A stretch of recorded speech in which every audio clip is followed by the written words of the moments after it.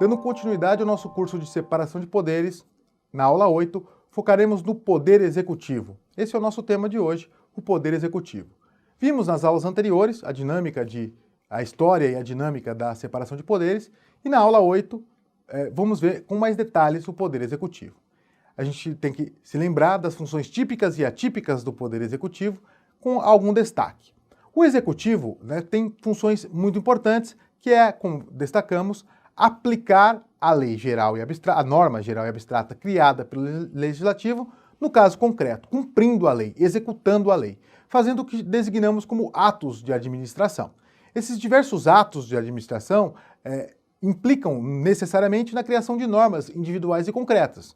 Então, as multas e as imposições executivas, como multas, como fiscalizações, o que a gente chama de atos de poder de polícia, também aqueles demais atos executivos importantes que garantem direitos, que permitem o acesso à saúde, à educação, ao lazer, construindo praças, construindo hospitais, construindo escolas, garantindo as matrículas, etc. Esses atos de administração são todos atos que permitem que as normas gerais e abstratas criadas pelo legislador sejam implementadas, aplicadas nas situações concretas. Além desses atos de administração, que o executivo cumpre a ele realizar, ele também tem uma função importante que é de chefia de Estado. O que é a chefia de Estado? É esse papel exclusivo no nosso modelo federalista ao Executivo Federal, de representar o país internacionalmente, não é? Então esse papel fundamental é feito exclusivamente, no nosso modelo brasileiro atual, pelo Executivo Federal. Então, além de executar as questões que cabem ao Executivo Federal, cumprindo as normas que cabem ao Executivo Federal, também o Executivo Federal é o nosso representante internacional, é aquele que, perante as outras nações, representa o Brasil. Além dessa função de chefia de Estado, há atos políticos feitos pelo Executivo, atos de chefia de governo, importantes, nomeações de ministros, declaração de estado de sítio e outros atos importantes que são atos com maior possibilidade de limites, maior discricionariedade, como querem os administrativistas, maior liberdade, porque são atos mais políticos. Mas, atipicamente, de forma não ordinária, o Executivo também cumpre funções legislativas. Ele entrega projetos de lei, propostas de lei e também medidas provisórias. Também exerce, atipicamente, atividade judiciária, julgando administrativamente os casos, os litígios submetidos ao Executivo. Então, o Executivo também tem julgadores, órgãos julgadores, tribunais internos, como no caso de recursos de multa, recursos tributários, recursos contra as situações ambientais, no caso de multas ambientais ou licenciamentos ambientais, entre tantos outros exemplos, cumprindo aí atipicamente uma função jurisdicional. Então, o Executivo, ele tem esse papel, existem dois modelos possíveis de se pensar o poder executivo, e a gente precisa fazer um destaque a esses dois modelos. O primeiro modelo é o dito modelo presidencialista, em que o chefe de Estado e o chefe de governo estão na mesma pessoa, no mesmo órgão que é a presidência da República. Olha que interessante. Aquele que representa internacionalmente o país, o chefe de Estado, é também quem o governa, o chefe do executivo, que pontua as ações políticas e os atos da administração pública, no nosso caso, federal. Bom, isso é o nosso modelo, o nosso modelo presidencialista que hoje aplicamos. Como característica desse modelo presidencialista, além da união do chefe de Estado e do chefe de governo na mesma pessoa, o mandato do presidente é fixo e ele é feito por eleições diretas. A gente sabe que o presidente aqui tem um mandato de 4 anos, permitida uma reeleição. Além disso, esse presidente, liberdade de escolha da alta administração, que são os ministros e os altos cargos. Então, essa é a característica do presidencialismo, a característica que temos no nosso modelo atual brasileiro. Já o outro modelo, chamado parlamentarismo, há uma diferença entre quem exerce o papel de chefe de Estado, que pode ser um presidente ou até um monarca, um imperador, um rei, naquelas hipóteses de monarquia parlamentarista, né, que vai exercer esse papel de chefe de Estado, representando internacionalmente o país, daquele que exerce o papel de chefe de governo, que será o primeiro-ministro. Então são figuras diferentes, órgãos diferentes, que exercem o papel de chefe de Estado, de representação internacional, e de chefe de governo, que é a gestão e a coordenação política interna, né? No parlamentarismo, então, essa divisão. E como característica do parlamentarismo, o mandato do chefe de governo, desse primeiro-ministro, é negociado entre o parlamento. É o parlamento quem escolhe esse primeiro-ministro. Ele tem um mandato negociado, permitindo inclusive um voto de desconfiança. As eleições são indiretas, na medida em que é o parlamento quem escolhe, e não o povo de forma direta.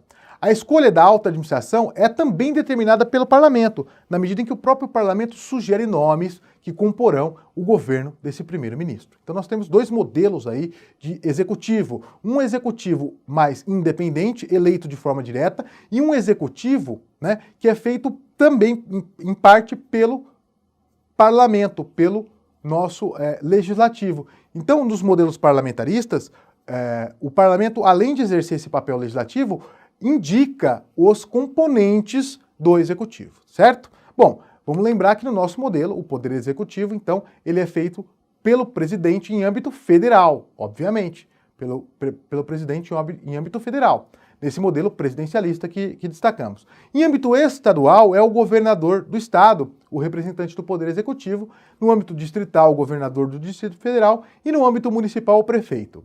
O mandato é de 4 anos, perfeito? Bom, em caso de vacância, de impedimento ou de substituição, há a figura do vice, eleito conjuntamente, né, na mesma chapa. Então, se há algum problema de vacância, de impedimento, né, provisório, assume o vice. Se há alguma situação ali de substituição temporária, assume o vice-presidente, né, o vice-prefeito, vice-governador ou vice-governador distrital, tá certo? Essa substituição temporária pode ocorrer também com o vice, né? Então, há uma vacância, um impedimento do titular. Há uma vacância ou impedimento do vice.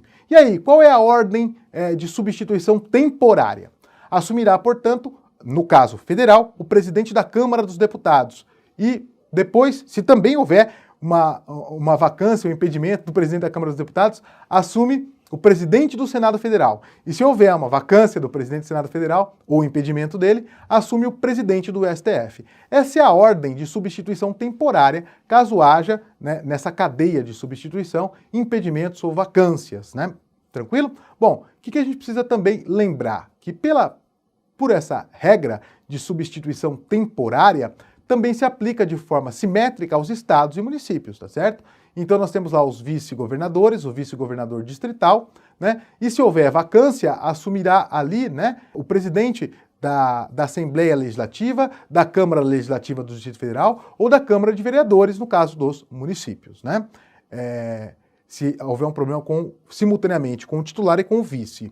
Bom, por fim, também é possível que nos estados e no Distrito Federal atuem subsidiariamente ainda o presidente do Tribunal de Justiça local ou do Tribunal de Justiça do Distrito Federal e territórios, né? Houve um debate sobre se o vice-presidente da Câmara de Vereadores poderia assumir em algumas circunstâncias, né? Já que, lembrando, o município não tem Tribunal de Justiça. Então, se houver impedimento ou vacância do prefeito, vice-prefeito. Se também houver o do vice-prefeito, aí nós falaremos do presidente da Câmara de Vereadores, né? E se houver um problema desse titular, qual a solução? Muitas leis orgânicas permitem a ideia aí do vice, né? Assumir nessas circunstâncias, né? As leis orgânicas de São Paulo, do Rio de Janeiro, de Belém, de Curitiba, dão aí titularidade ao vice nessas hipóteses. Lembrando que eles não têm Tribunal de Justiça próprio, tá certo? Vamos destacar aqui uma situação importante também, que é aquela ocasião em que essa substituição não é temporária, ela é definitiva. Então, o presidente perdeu o seu mandato, tá? Perdeu o seu mandato, ou faleceu, ou está numa situação de saúde que o impeça de continuar, foi cassado, condenado por um crime, não pode continuar o seu mandato, né? O que acontece, né? Temporariamente assume o vice, se ele também for cassado, temporariamente assume, como já vimos, o presidente da Câmara, e assim vai na ordem sucessória que já declinamos aqui. Mas, sendo essa situação não temporária, né? Existem duas situações possíveis, sendo ela definitiva. Primeira do chamado que a gente vai chamar aqui de mandato tampão, né? Se essa vacância ocorre nos 2 primeiros anos de mandato, as eleições têm que se dar em 90 dias. Se elas ocorrem nos 2 últimos anos de mandato, é necessária uma eleição indireta, né? Uma eleição indireta. Então, mas para ocorrer essas duas hipóteses, nós temos que ter um problema definitivo envolvendo o presidente e o vice. Tranquilo? Bom, esse debate já ocorreu até nas ADIs 4.298 e 4.309 pelo STF, que repisa todo esse debate que estamos destacando aqui. Bom, ainda um ponto importante que devemos destacar, que é a ideia do impedimento, ou chamado impeachment, e como ele se processa aqui no nosso país. Vamos debater isso no nosso próximo módulo.